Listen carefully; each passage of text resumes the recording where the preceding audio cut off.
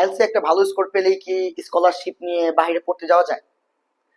অনেকে কোশ্চেন করো আমাকে, বা অনেকের মধ্যে এই কোয়েরিটা থাকে যে ভাই আইএলটিএস যদি একটা ভালো স্কোর নিয়ে আসি, লেটস সে 7+ or 8+ যদি আমি নিয়ে আসতে পারি, তাহলে is it possible for me to get the scholarship if I want to go for higher studies in overseas countries?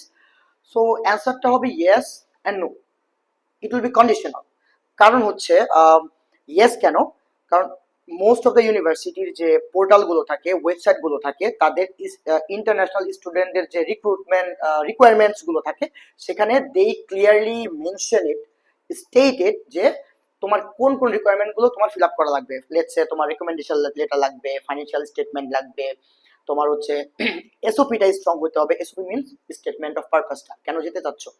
And হচ্ছে তোমার আইএলটিএস যে ব্যান্ড স্কোর ভালো থাকতে হবে, and academic credential most important. Academic তুমি যে যদি ব্যাচেলরের জন্য যাও তাহলে এসএসসি এইচএসসি রেজাল্ট ভালো থাকা, অ্যান্ড তুমি যদি মাস্টার্স বা এমবিএ এর জন্য যাও তাহলে তোমার যে আন্ডার গ্র্যাডস বা অনার্স যে করছো এটার রেজাল্টটা ভালো থাকা।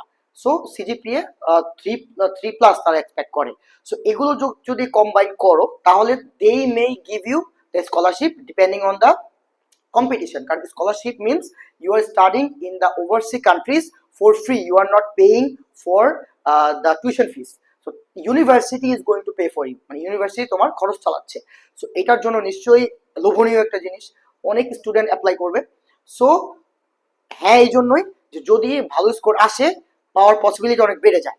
এবং তুমি যদি আইএলটিএস স্কোর অনেক ভালো আসছে বাট তোমার একাডেমিক ক্রেডেনশিয়াল ভালো না, তাহলে কিন্তু there is a lower chance.